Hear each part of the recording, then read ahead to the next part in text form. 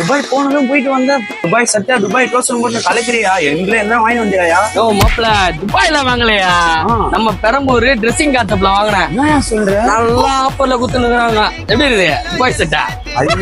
கலக்கிறியா minor மாதிரி இருக்கியா? Minor தான் இது பாத்தியா கலெக்ஷனு.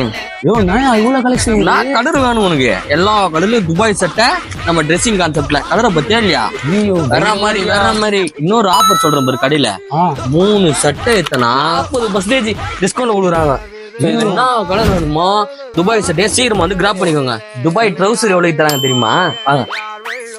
துபாய் ட்ரௌசரு ஆஹா பத்தியா இந்த புடி கேட்டிய துபாய் ட்ரௌசர். துபாய் மாதிரி இருக்கு நம்ம ட்ரெஸ்ஸிங் கான்செப்ட்ல.